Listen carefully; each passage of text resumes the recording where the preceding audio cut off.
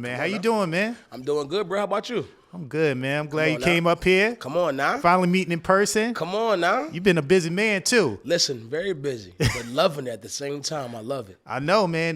You're on that Tail Lights with Macklemore. Yes, sir. Yes, and then y'all performed on Jimmy Fallon, right? Yeah, we did. Big foul. Shout out Jimmy one time. Hey, time out. We was outside, nigga. How was that, man? How was that experience? It was an experience. I ain't gonna lie. Like, we stayed in New York. You know what I mean? I'm familiar with New York, but not so much Manhattan. You feel me? So we stayed in Manhattan, nice ass hotel, walking distance to the little motherfucking venue. I'm like, hold up, nigga. We walking, seeing the city. It's beautiful. It's cold as hell, but it was beautiful. I ain't gonna lie. I'm like, New York looks so nice. And you get to the NBC building and you go upstairs. And you like, shit, I'm about to be on motherfucking Fallon. The little audience in there clapping already. You like, oh yeah, y'all here to see me, but they really here to see Fallon.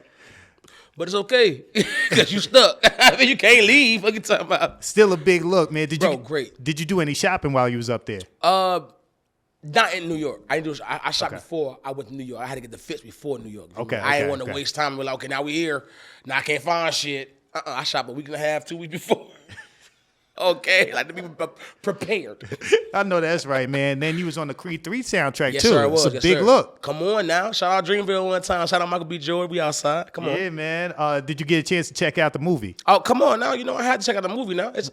I'm in the soundtrack. How you not watch the movie? You on the soundtrack? Hey, That's man. crazy. Hey, man. You know, I didn't know if you just got the check. I was like, you know what? I'm good. It's love, and I'm a big fan of the Creed series. I mean, so the fact that I'm a part of it is amazing. I'm a big fan of Michael B. Jordan, so we outside. Nah, it was dope, bro. And then, of course, your new song, High Price, featuring Lil TJ. Yeah, that's my baby. You feel me? Like those my other babies. Those like my stepkids, so I fuck with them. You feel me? I love them, but this is my baby. You feel me? It's on my shit, so I'm super excited for this song with me and TJ. I ain't gonna lie, Lil TJ did this thing. I'm talking about like proud of boy. He came and slid in the video, slid on the song. Respect. No, you both did your thing, man. I heard it. You heard it? Of course, man. That's why I do. I actually wanted to ask you about it because you come out saying love don't cost a thing, but that's lies. Yes. Talk about that, man. I ain't gonna lie. Like, if you ever watch a movie with Nick Cannon and Christina Milian. Oh, that's one of my favorite movies. You feel me? Love don't cost a thing, and you see everything it's costing her and everything it's costing him. If you see how much he go up and she's go down, that's the cost for her love. You feel me? She's loving him and she didn't even know it. I'm trying to make you a better person, and it's causing her to lose her fame and lose her little popularity because that nigga think he's somebody.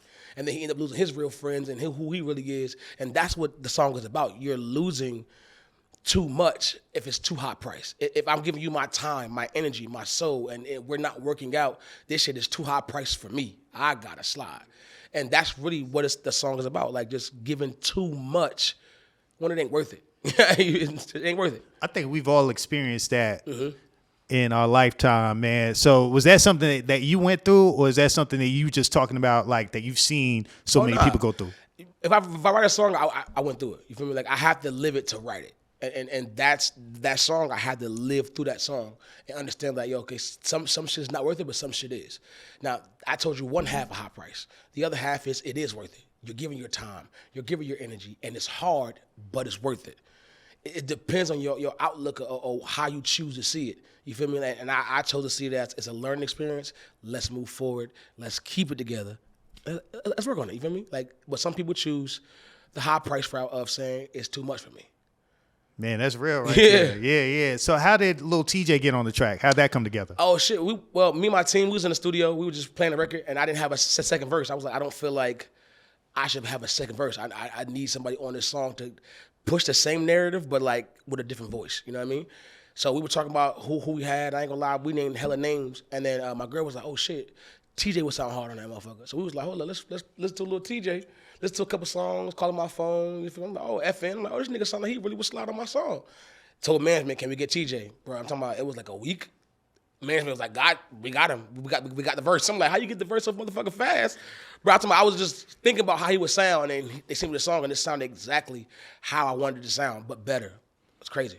Man, shout out to your management team. Come on now. Because I think Age of 78 going crazy. I think you and your team have done a great job as far as like keeping that momentum going since Quicksand. You know what I'm saying? Because like a big viral record like that could be a gift and a curse. Yes, it can. So how have you guys been able to keep that momentum going where, you know what I'm saying, you're still doing these looks, you're still outside, you're still very relevant? Yeah, I ain't gonna shout out to everybody that work with Morray, whether it be Interscope, Ages 78, Pick 6, whatever it is. You feel me? Like, they all have my best interest at heart, and I think the good looks, to going to the certain parties and not going everywhere, but going places that matter and being choosy and understanding that I'm an artist and I can be the kind of artist I want to be, and them helping me push my own narrative is why I'm successful. Is why I'm still here, which is why I still have interviews, meeting pops. Like, that's because I'm still outside. I don't mind doing and like, he called me. He was like, "Bro, I went on an interview on live. Not gonna lie, my service was fucked up. I apologize, and it was glitchy, scratchy, glitchy. I don't even know you can understand what I was saying, but I hopped on it with him, and he said, "You know what? He fucked with me, reciprocated the love, and now I'm here with you." And that's how I move in my career. I reciprocate energy. I give love first because I always get love back. And then when I don't, I take it back. But it's always been love. So, like, my team, everybody who work with me, they know. It's because I trust them and they trust me. Man, that's a great strategy right there. Yes, You sir. dropping some jams too, bro. I'm trying to. You feel me? Listen, life hit me hard, and I'm glad I'm still here. So I'm just figuring it out still too. All right, so let's talk about one of your stepchildren that we mentioned earlier, the joint with Macklemore. Gotta talk about the stepkids. Your words, not mine. Good shit. But how'd that come together, man? Because the song sounds really good, and you know, working with Macklemore, that's a huge look. It seems like y'all had that vibe together too, bro. I ain't gonna lie, I was on tour with J. Cole, or it was right before the tour with J. Cole. We went to Seattle, and we was in the studio with Macklemore. First time meeting him, cool dude. We talked about our family, our kids, and like, before we went and did music, we would talk for like 4 hours before we did music. And it was a great conversation. And then we was like, let's figure out how to put the conversation on a song. We made like 3 songs that night. But Tail Lights was one of those songs was like, okay, when I went in there and did the hook, I didn't know where I was pulling from. That was the first hook I actually freestyled. I didn't write it down. I just went in there and did my thing. That's why I was like, how the fuck did this shit come? I didn't even expect the song to come out. Like, I just freestyled the hook. And I was like, he was like, bro, I fuck with this hard. And we talked and it was cool. And we didn't talk for like a couple of months, like almost a year or some change. The song is old as hell, low key. We didn't talk for like a year. And then he was like, hey, bro, I just listened to Tail Lights again. I'm gonna put it on my album. And I was like, what? Oh, hell yeah, nigga, what you wanna do? I'm with this shit. Like, bro, let me know I gotta be to perform it. I'm there. We did iHeart together, Amazon. I just left Seattle, did a show with him in Seattle. Like, it's just working with Macklemore is so dope because you learn so much. He's been in the game so long, and he's has Grammys, and he has platinum records and diamond. Bro, I fuckable. He a solid individual, and my boy, shout out to Macklemore. I got to. What is one of the things that you learned from him? I ain't gonna lie. I learned that sometimes when you want to do something, it's okay to be scared, and it's okay to be nervous. That doesn't mean don't do it. You know what I mean? Like, sometimes that fear will help you correct necessary mistakes before they happen. That fear would cause you to be like, you know, I'm a little afraid to do this, but let me check cross all my T's, dot all my I's before we even start. And that's what I learned from Boy. Like, I see his rollout, how he do with his album, how he did with his music, how he do with his songs, how he move. It's great to watch a seasoned vet, you feel me, like, do that shit so I can be the same seasoned vet teaching somebody else the same shit. Like, you feel me? Just learning shit. I love to learn. Like, knowledge is power. And when I feel like I can learn from you, you're powerful. You feel me? I love it. What are some other things that you just learned in your own process since Quicksand really blew up? Like, what have you learned about yourself or just the industry in general? I learned I learned about being emotional. That it could be a bad and a good thing. You got to know when to use your emotions. You know what I mean? In this industry, emotions are not appreciated. If you're doing it out of anger or hate or spite, it's like you think you're being low with it. But this industry, everybody know what you're doing. You're not low at all. Ain't nothing low about an attitude or anger or how you talking to motherfucker. We know because they in the industry. We know it. Niggas is low-key the same. So I think I had to learn how to separate the emotion from business and the emotion from personal. I think you can have emotions in business, but not the ones you have when you're being personal. Like, I think the emotions you can have is excitement, being intrigued in business, being ambitious, you know, like just being drawn in, that's cool. But as far as like the anger, the hate, and being too happy, that's not business either. You feel me? Like, business to me is, I'm learning still, but it's monotone. And I'm not a monotone person, so I gotta learn how to be monotone.